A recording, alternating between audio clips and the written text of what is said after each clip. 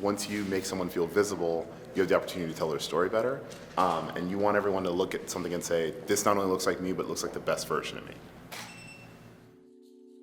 Yeah, what up, dude? You alright? It's been a long morning for you. I know, it has been. All right, what is up, everyone? Okay, today we are in New York City. We are in a studio with an amazing photographer and friend named Aundre Larrow, and today is all about shooting skin tones. Skin tones is, like, in my mind, a differentiating factor between like an amateur photographer and a professional photographer. So today we're gonna focus on darker skin tones, how to nail them, how to make sure it's lit perfectly and look really good. So we'll be shooting right here with some studio light, and then we're gonna pop over to the other side of the studio, shoot with some natural light. We'll also be shooting on a DSLR and a phone, because these tips are gonna work for both devices, both cameras, so it'll be awesome for you to learn both. I'm gonna quit talking, and here's Aundre.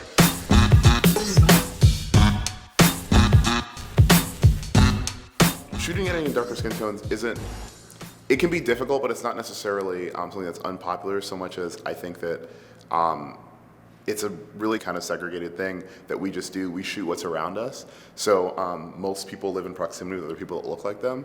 And as the internet is pushing us to new places, we want to be able to tell other stories. And to do that, we need to be able to capture other people's skin well and care about it. And a lot of it's just effort, you know? Wow, that's awesome. So we have a split studio. Over here is a cyclorama, which is like this really sweet white backdrop that's like painted into the wall that we're gonna take advantage of. And then over here, we're gonna split this over and do some controlled light and kind of talk to you about what to expect. We're doing mobile and DSLR photography, so get excited. Kind of to start, you guys, this is Nigella. Hi. Nigella lives in New York. She's a stylist and a barber, and she has really, really rad skin. And so from jump, my basic setup is this. It's a beauty dish and it's a hair light. The hair light, basically what's gonna happen is it gives a little bit of light in the background, but it just kind of kisses the top of Nigella's head and her hair so that there's a separation between the background and the front. And then this is my main light, which you can see how different it looks as I move in and out. And there's a nice diffusion on it, so it's nice and soft and it's on her face. I leave the continuous light on so you can see where the light's going, and then the strobe pops each time you do it, like this. So we're using these Alien Bees today. These are actually pretty inexpensive lights. If you need to use them or want to use studio lights, these can really help. A bunch of my friends have them in home studios. And like obviously the Pro Photos are great and ones we'd recommend, but I've been using these since I was 19 and they have not broken. So I'd recommend it. Any DSLR with a hot shoe, you can use these things called pocket wizards. And basically instead of having a cord, instead of plugging right into that, you can use these, and up here you can set the channel so it has like 10 different channels and numbers. And so these are on the same one. And so when you hit test on this, it starts to flash. And basically that just allows you to move around with more freedom. These are really nice because then you can kind of adjust light as you see fit. And the biggest thing with strobes you want to pay attention to is what the amount of light they're emitting is. So this is a beauty dish, and the amount of light is very specific. It's out a little bit, but it's centered right there.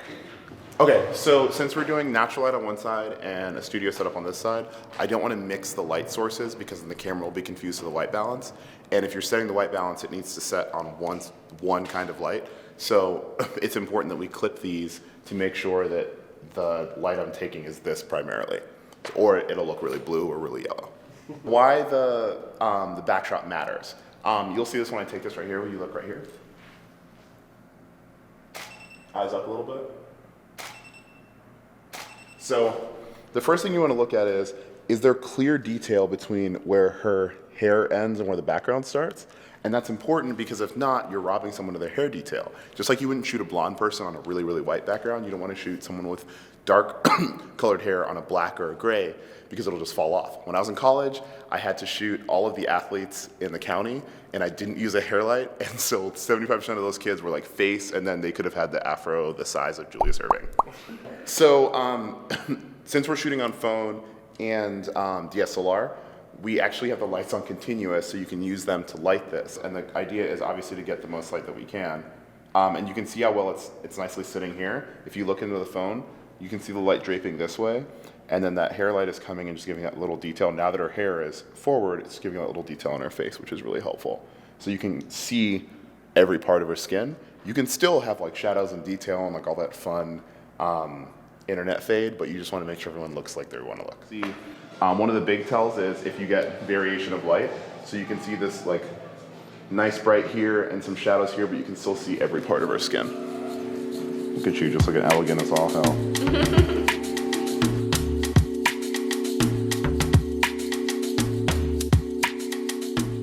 So undertones are also, obviously we all have our skin tones that we can see, brown, whatever. But undertones are, you can have warm ones and cool ones or neutral ones, and basically it helps you kind of figure out what clothes you wear really well. So like, if you have warm tones, you can wear a lot of earth tones. If you have cool tones, you can wear kind of some blues and some silvers. So do you think you look better in silver or gold? That's one way to figure it out. That's a good question. I think sometimes, it depends. I think I might look better in silver, but sometimes gold be popping, so. So if you're unsure, if you just go ahead and pull your wrists up, this can be difficult to do, but if you pull your wrists up and you look, you can always see people's veins. And if your veins are a little more blue, and it can be kind of hard to tell here, but you can always do it on yourself. If your veins are a little bit more blue, you have a cool undertone. If they're a little greener, you have a warm undertone. So the background we chose today is pink, which is actually a slightly cooler tone because it's more of a pastel. And so your tones I can't really tell as clearly, so you're more neutral, which means we can kind of do some of each. And so we want to get something that like has some nice variation to it. I really like this denim jacket, and since we're doing a lighter pink, it can actually be cool to do these two things. So we'll kind of go from there. Done and done. And undertones, you can tell everything's different for each person, but having contrasting ones can be interesting. So if you shoot someone who has warm tones on a cool background or vice versa, there can be like a sense of color conflict, which is really nice. And if you do them together, it's like a sense of harmony.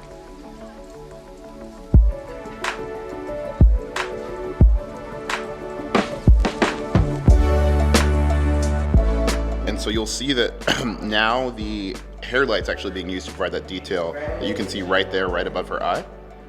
And then the beauty dish is used to cover this part of her face, but it gives you that nice light white point on her eye.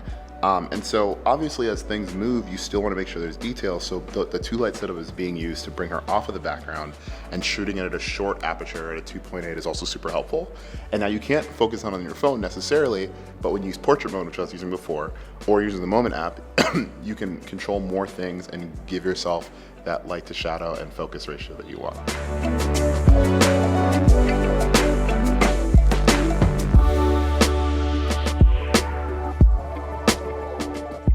All right, so it's important to note that for the natural light, the only source we have is just this massive window, and then a lot of light reflecting off all this white. So if you don't have a studio, that's something that's very attainable. You find a white room, big window, and you're in. Oh yeah, what's up? We got special guest Tyson Wheatley here. Hi. If you haven't booked a trip, is out of focus. If you haven't booked a trip to Hong Kong, we got the plug-in. Here it is. There's 2 more spots left for the trip to Hong Kong. Come and join me. I just met him, and he's really nice, and he's a great photographer, and he's been to Hong Kong a bunch, so like, Yeah. that seems like a good trip. And look at this. That's all you need. Dog. This is Jet. Yeah. Everything is white in here, you're getting all this beautiful light that's bouncing off of things. But if you don't have that option, what you can do is you can use a reflector. So a reflector is pretty cool. It like bends into itself. Alyssa's holding it, but I'm just gonna show you this. And you can kind of carry it everywhere, and it's super light. The silver side gets a little bit brighter light, but this is really nice. It gives you a nice little bounce to kind of fill in spots. So as she gets closer, you can see just how the light changes here. If you don't have that, you can use a poster board. You can use anything that's really white to do it. And if you're like super desperate, you can just have the model put a white t-shirt on. But I wouldn't advise that as your first step.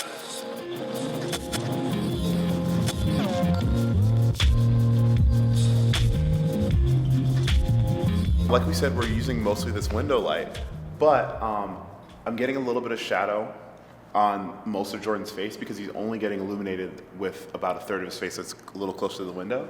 So Alyssa's using this reflector just to give nice detail in this, just this under spot, just so it doesn't completely lose it. Here, since his skin is darker, you have to remember that your camera is trying to expose for 11% gray, and obviously darker skin is darker than gray. And if you don't give that extra bit of light, you're just losing detail. It's gonna look similar to it, but you're not gonna get the level of image that you want. It's just like if you are shooting and it's too bright outside and use a V flat or use something to just cut the light so it's nice and dark, just so you make sure that person's skin is okay if they're a little bit lighter. You want to use extra light here just to make sure that everyone's skin looks as it should.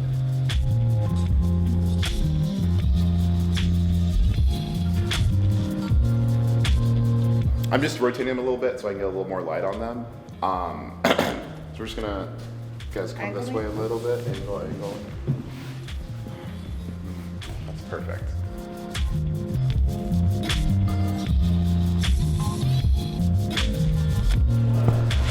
All right. Okay, so we have finished shooting. It went super well. The photos look amazing. And right now we're gonna go grab some food, eat because we're just starving. And hi, Jack. Hi. And then Aundre is gonna give you some editing tips. So you had your shooting tips, a bunch of great stuff. Now we're gonna tap into editing and post-processing and what you need to do to polish those images and make them look amazing in post. All right, let's go. All right, so I said we were gonna go eat. We are still gonna do that, but I wanna put the camera away because it's been a long day. So we're gonna get to his... He got here at 5. Yeah, it's been bad. So It's been long. But we're gonna get to his editing tips right now. Let's do it. Hey guys, so things that you want to keep in mind when you're editing. First of all, you want to use the dodge and the burn tool. So the hotkey for that on the computer is the O key, but basically all it does is dodge just helps you brighten up an area and burn helps you darken it. And so if you're having a hard time and you're shooting multiple people that have various skin tones, you want to set the exposure for the person in the middle tone, and then you can use the dodge tool to go ahead and brighten up anything that's too dark, and then burn to use anything that's too light. There's a little slider you can always use to increase or decrease the harshness. I would always tell you, make sure to decrease the harshness and just you can go over it a couple times and just kind of see what works. Don't make it look unnatural, but it's always super helpful. Another thing to keep in mind is like employ the highlight slider. So like I told you, a good way to know you have a great image of a person of any tone is that on their skin you can see a spectrum of light to mid-tone to shadow. And if you're having a hard time making sure the person is exactly what you want, editing wise, you can go ahead and use the highlight slider to just bring up a little bit of it. It's important for you to know the difference between highlight shadow versus whites and blacks. The whites and blacks sets the white point and the black point in the image. Highlights and shadows edit the brightest parts of the image and the darkest parts of the image. So if you're having a hard time and you think that something is too dark, before you play with the exposure, go ahead and see what it looks like when you bring the shadows maybe from a negative to a plus, or bring the highlights down toward a negative number just to see how it looks. You can then say, okay, well, how does this look in terms of this person's skin? Because not only do you want it to be exposed right, but you want like a dynamic range. One thing you want to keep in mind, especially with your undertones, is how, if you're filtering, how that affects how the skin looks. So one thing you can do is, you can do it on mobile or on the computer. Specifically, I'm speaking to Lightroom. They have the color mixer tool, and if you go down to it, you can adjust the orange, the yellow, and the red. Those are the primary colors in our skin tones, and if for whatever reason you have a filter you really like, but it feels like this person's skin tone is warped heavily, you can just increase or decrease that orange slider in a way that makes it look a little bit nicer. So you can use the luminance as well as the saturation. So if it's too dark, you can bring the luminance up, and if it's too muddy, you can bring the saturation down. Those are just some things you can do to help, and you primarily do it with the orange slider and color mixer. Another thing you can do is you can also play with the tint, which is in the white balance area, to increase the pink or the green just so it makes sure it's close to that person's natural skin tone. Thanks for watching. That about wraps it up. Big thanks to Aundre. Those photos are insane.